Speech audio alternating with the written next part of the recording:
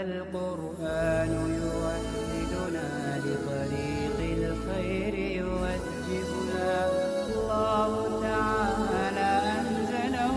ورسول الله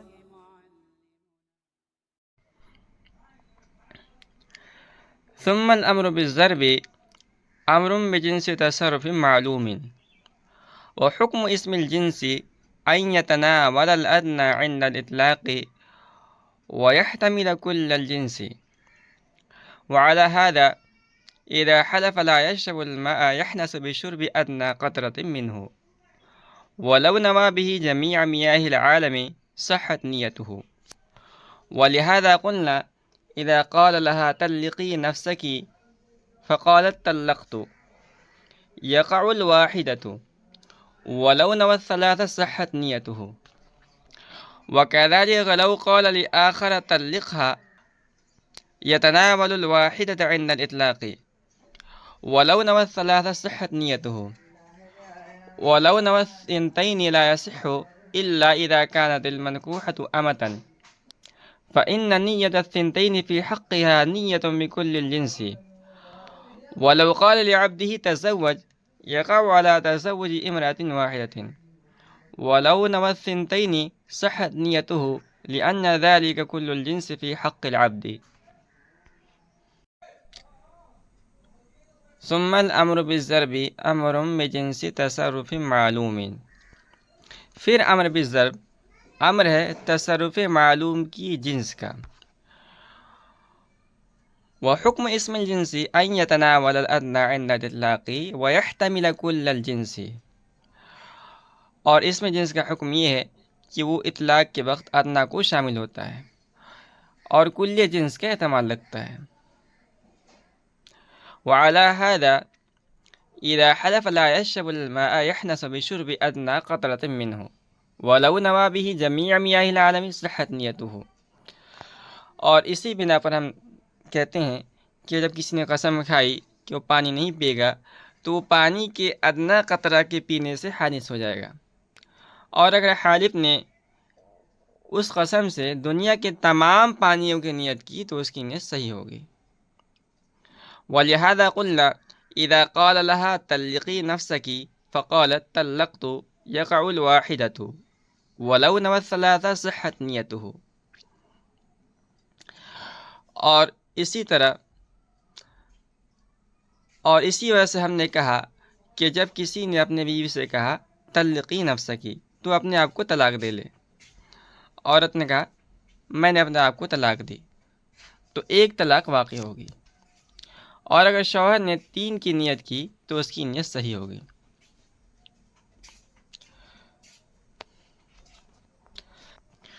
وَكَذَلِكَ لَوْ قَالَ لِآخَرَ طَلِّقْهَا يَتَنَاوَلُ الْوَاحِدَةَ عِنْدَ الْإِطْلَاقِ وَلَوْ نَوَى الثَّلَاثَ صِحَّتْ نِيَتُهُ. اور اسی طرح اگر کسی نے دوسرے سے کہا طلقها تو اس کو یعنی میری بیوی کو طلاق دے دے تو یہ امر اطلاق کے وقت ایک کو شامل ہوگا. اور اگر 3 کی نیت کی تو اس کی نیت صحیح ہوگی. وَلَوْ نَوَى الثِّنتَيْنِ لَا يَصِحُّ إِلَّا إِذَا كَانَتِ الْمَنْكُوحَةُ أَمَدًا فَإِنَّ النِّيَّةَ الثِّنتَيْنِ فِي حَقِّهَا نِيَّةٌ بِكُلِّ الْجِنسِ. مصنف فرماتے ہیں کہ اگر اس نے 2 کی نیت کی تو یہ نیت صحیح نہیں ہوگی الا کہ منکوحہ بانی ہو، اس لیے کہ 2 کی نیت اس کے حق میں کل جنس کی نیت ہے. وَلَوْ قَالَ لِعَبْدِهِ تَزَوَّجْ يَقَعُ عَلَى تَزَوُّجِ امْرَأَةٍ وَاحِدَةٍ وَلَوْ نَوَى الثِّنتَيْنِ صِحَّتْ نِيَّتُهُ لِأَنَّ ذَلِكَ كُلُّ الْجِنسِ فِي حَقِّ الْعَبْدِ. اور اگر کسی آقا نے اپنے غلام سے کہا تزوج تو نکاح کر لے تو یہ امر ایک عورت سے نکاح کرنے پر واقع ہوگا.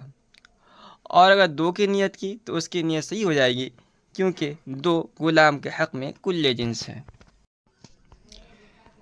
ثم الامر بالضرب امر بجنس تصرف معلوم. مصنف فرماتے ہیں کہ اضرب کے ذریعے امر بالضرب یہ تصرف معلوم ہے، یعنی ضرب کے ذریعے جنس ضرب کا امر کیا گیا ہے۔ اور آپ جانتے ہیں کہ جنس کا حکم یہ ہے کہ وہ عدم نیت اور عدم قرینے کی صورت میں ادنا یعنی ایک فرد کو شامل ہوتی ہے، البتہ کل جنس یعنی تمام افراد کے مجموعے کا احتمال رکھتی ہے۔ اس کو دوسرے الفاظ میں یوں بھی کہہ سکتے ہیں کہ جنس ضرب یعنی مصدر یہ فرد ہے، اور فرد کی دو قسمیں ہیں، ایک فرد حقیقی، دوسرا فرد حکمی۔ فرد حقیقی وہ ہے کہ جس کے نیچے کوئی عدد نہ ہو، مثال کے طور پر ایک ہے، اور فرد حکمی وہ ہے جو تمام کا مجموعہ ہو، مثال کے طور پر طلاق ہے، تو طلاق کے اندر جو 3 طلاق ہے، یہ 3 طلاقوں کا مجموعہ یہ فرد حکمی ہے۔ البتہ یہ بات ذہن نشین رہے کہ فرد حقیقی جو ہوتا ہے یہ فرد کا موجب ہوتا ہے، اور فرد حکمی یہ اس کا محتمل ہوتا ہے، لہذا بلا نیت فرد حقیقی ثابت ہوگا، لیکن اگر فرد حکمی کسی نیت کر لی تو فرد حکمی ثابت ہو جاتا ہے۔ بہرکیف مصنف فرماتے ہیں کہ اسی اصول پر ہم کہتے ہیں کہ اگر کسی نے یہ قسم کھائی کہ واللہ لا اشرب الماء، بخدا میں پانی نہیں پیوں گا، اور اس نے کوئی نیت نہیں کی، تو یہ شخص پانی کے ادنا قطرہ کے پینے سے خانص ہو جائے گا، کیونکہ پانی کا ادنا قطرہ یہ پانی کا فرد حقیقی ہے جو بلا نیت بھی ثابت ہو جاتا ہے۔ البتہ اگر اس نے یہ نیت کی کہ میں دنیا بھر کے پانی نہیں پیوں گا، تو فرد حکم کی نیت کرنے کی وجہ سے اس کی نیت صحیح ہو جائے گی، اور یہ نیت معتبر ہوگی، چنانچہ یہ شخص کبھی بھی خانص نہیں ہوگا، کیونکہ دنیا کے تمام پانیوں کا پینا اس کے طاقت سے باہر ہے۔ آگے مصنف فرماتے ہیں کہ جو ماقبل کے اندر اصول بیان ہوا ہے کہ امر یہ نہ تو تکرار کا تقاضا کرتا ہے اور نہ تکرار کا احتمال رکھتا ہے، اس اصول پہ ہم کہتے ہیں کہ اگر کسی نے اپنی بیوی سے کہا طلقی نفسکی، اور عورت نے کہا طلقتو، اور شوہر نے جب اپنی بیوی کو طلاق کا وکیل بنایا تو اس نے کوئی نیت نہیں کی تھی، تو مصنف فرماتے ہیں کہ عورت پر ایک طلاق واقع ہو جائے گی۔ کیوں؟ کیونکہ یہی ایک جو ہے فرد حقیقی ہے، اور اگر شوہر نے 3 طلاقوں کی نیت کی تو 3 طلاقیں واقع ہو جائیں گی، اس لیے کہ یہ فرد حکمی ہے۔ مصنف فرماتے ہیں کہ البتہ اگر اس نے 2 طلاق کی نیت کی تو یہ نیت معتبر نہیں ہوگی، یعنی عورت پر 2 طلاقیں واقع نہیں ہوں گی، بلکہ اگر 2 طلاق کی نیت کی ہے تو اس صورت میں بھی ایک ہی طلاق واقع ہوگی، اس لیے کہ 2 نہ تو فرد حقیقی ہے نہ فرد حکمی ہے۔ مصنف فرماتے ہیں کہ اسی طرح کسی نے کسی دوسرے آدمی کو اپنی بیوی کی طلاق کا وکیل بنایا اور کہا کہ طلقھا، اور اس نے کوئی نیت نہیں کی، تو اس صورت میں بھی وہ آدمی ایک طلاق کا وکیل بنے گا، اور اگر اس نے شوہر نے 3 طلاق کی نیت کی تو اس کی نیت درست ہو جائے گی، اور اس توکیل کے نتیجے میں وکیل 3 طلاق دینے کا مجاز ہوگا۔ البتہ اگر اس نے 2 طلاق کی نیت کی تو یہ نیت صحیح نہیں ہوگی، کیونکہ ماقبل کے اندر بیان کر چکے ہیں کہ 2 طلاقیں، طلاق کا نہ تو فرد حقیقی ہے اور نہ فرد حکمی ہے۔ مصنف فرماتے ہیں کہ اگر منکوحہ باندی ہے تو اس صورت میں 2 کی نیت کرنا بھی درست ہوگا، کیونکہ باندی کے حق میں 2 طلاقیں اسی طرح کل جنس اور فرد حکمی ہے جس طرح آزاد کے حق میں 3 طلاقیں کل جنس اور فرد حکمی ہے، اور قبل کے اندر بات آ چکی ہے کہ فرد حکم کی نیت کرنا درست ہے۔ اسی طرح اگر آقا نے اپنے غلام سے کہا تزوج، جا تو اپنا نکاح کر لے، تو یہ امر ایک عورت کے ساتھ نکاح کرنے پر واقع ہوگا، یعنی اگر آقا نے کوئی نیت نہ کی تو غلام صرف ایک عورت کے ساتھ نکاح کرنے کا مجاز ہوگا، اور اگر آقا نے 2 عورتوں کے ساتھ نکاح کرنے کی نیت کی تو آقا کی نیت درست ہوگی، اور غلام 2 عورتوں کے ساتھ نکاح کرنے کا مجاز ہوگا، اس لیے کہ 2 عورتوں سے نکاح کرنا غلام کے حق میں یہ کل جنس اور فرد حکمی ہے، جیسا کہ 4 عورتوں سے نکاح کرنا آزاد کے حق میں کل جنس اور فرد حکمی ہے، اور ماقبل کے اندر بات آ چکی ہے کہ فرد حکمی کی نیت کرنا درست ہے، لہذا غلام کے حق میں 2 عورتوں کے ساتھ نکاح کرنے کی نیت کرنا بھی درست ہوگا۔ ولا يتأتى على هذا فصل تكرار العبادات فإن ذلك لم يثبت بالأمر بل بتكرار أسبابها التي يثبت بها الوجوب والأمر لطلب أداء ما وجب في الذمة بسبب سابق لا لإثبات أصل الوجوب وهذا بمنزلة قول الرجل أدي ثمن المبيع وأدي نفقة الزوجة فإذا وجبت العبادة بسببها فتوجه الأمر لأداء ما وجب منها عليه ثم الأمر لما كان يتناول جنس ما وجب عليه ومثاله ما يقال إن الواجب في وقت الظهر والظهر فتوجه الأمر لأداء ذلك الواجب ثم إذا تكرر الوقت تكرر الواجب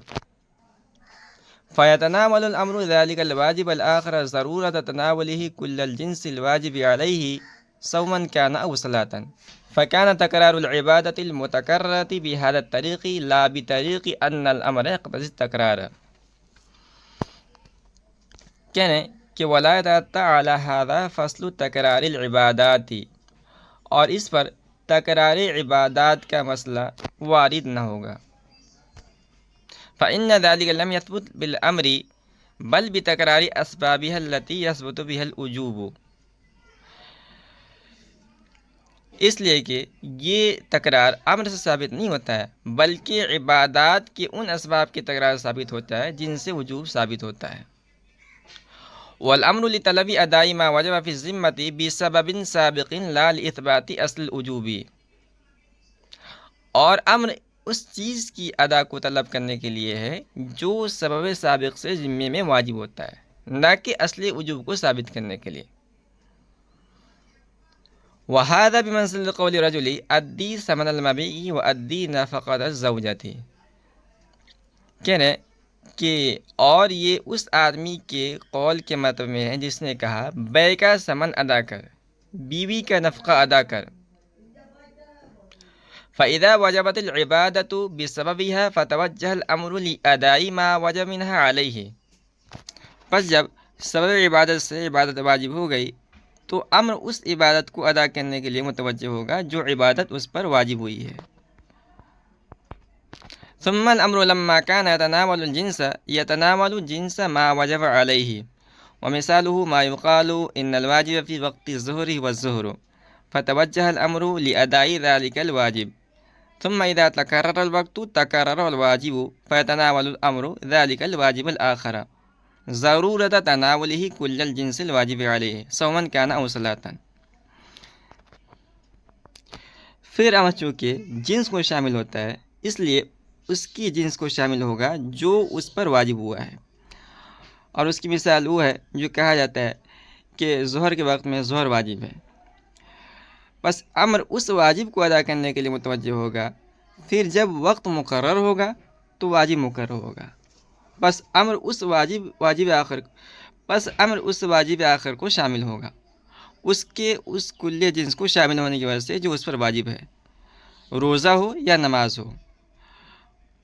فكان تكرار العبادة المتكررة بهذا الطريق لا بطريق أن الأمر يقتضي التكرار پس عبادت متکررہ کا تکرار اس طریقے پر ہے نہ کہ اس طریقے پر کہ امر تکرار کا تقاضا کرتا ہے ولا يتأتى على هذا فصل تکرار العبادات یہ ایک دفعہ دخل مقدر ہے اعتراض یہ ہے کہ آپ نے معقول کے اندر بیان کیا کہ امر نہ تکرار کا تقاضا کرتا ہے اور نہ تکرار کا احتمال رکھتا ہے آپ کا یہ اصول غلط ہے اس لیے کہ جو نماز کی فرضیت ہے وہ ہے اقیم الصلاۃ سے قرآن کریم کے اندر ہے کہ نماز قائم کرو اس میں اقیم یہ امر کا صیغہ ہے اور اس امر کی وجہ سے روزانہ 5 نمازوں کا پڑھنا واجب ہے اور زندگی بھر کے لیے واجب ہے آپ نے جو قاعدہ بیان کیا ہے کہ امر تکرار کا نہ تقاضا کرتا ہے اور نہ تکرار کا احتمال رکھتا ہے تو اگر امر کا صیغہ تکرار کا نہ تقاضا کرتا ہے اور نہ احتمال رکھتا ہے تو اقیم الصلاۃ کی وجہ سے صرف ایک نماز واجب ہونی چاہیے ہر روز ایک دن میں 5 نمازیں واجب نہیں ہونی چاہیے اسی طرح زکوٰۃ کا مسئلہ ہے یہ آت الزکوٰۃ جو فعل امر ہے تو اس سے واجب ہے، اور زکوٰۃ بھی ہر سال ادا کرنا واجب ہے۔ اسی طرح من شہید منکم الشہر فلیصمہ، اس کے اندر جو فعل امر ہے اس کی وجہ سے روزے کا وجوب ہے، اور روزہ ہر سال واجب ہوتا ہے۔ تو ان مثالوں سے معلوم ہوتا ہے کہ امر تکرار کا تقاضا کرتا ہے، اور جب ایسا ہے تو یہ کہنا کہ امر تکرار کا تقاضا نہیں کرتا یہ غلط ہے۔ اس کا جواب مصنف نے اس عبارت کے اندر دیا ہے، اور جواب کا حاصل یہ ہے کہ نماز، روزہ، زکوٰۃ، اس کے علاوہ جو دیگر عبادات ہیں اس کے اندر تکرار پیدا ہوا ہے وہ امر کی وجہ سے پیدا نہیں ہوا ہے، بلکہ اسباب کی وجہ سے پیدا ہوا ہے۔ مثال کے طور پر نماز کے سبب وقت ہے، زکوٰۃ کا سبب نصاب ہے، اور روزے کا سبب مشہود شہر رمضان ہے۔ اب یہ اسباب چونکہ مقرر ہوتے ہیں اس لیے جو ان کے مسببات ہیں یعنی نماز، روزہ، زکوٰۃ وغیرہ وہ بھی مقرر ہوں گے۔ البتہ حج کا سبب چونکہ بیت اللہ ہے اور یہ مقرر نہیں ہے، اس لیے حج کا فریضہ بھی مقرر نہیں ہے۔ اس کا اگر آپ مزید تفصیل سمجھنا چاہیں تو یہ سمجھ سکتے ہیں کہ دیکھیے جو وجوب ہے، وجوب کی دو قسمیں ہیں، ایک ہے نفس وجوب اور دوسرا ہے وجوب ادا۔ نفس وجوب یہ سبب سے ثابت ہوتا ہے، اور وجوب ادا یہ امر سے ثابت ہوتا ہے۔ مصنف نے اس کو مثال سمجھایا ہے، جیسے مبی کے سمن کا جو نفس وجوب ہوتا ہے وہ عقد بیع سے ہوتا ہے، لیکن اس کا جو وجوب ادا ہوتا ہے وہ امر یعنی بائع قول ادی ثمن المبی سے ثابت ہوتا ہے۔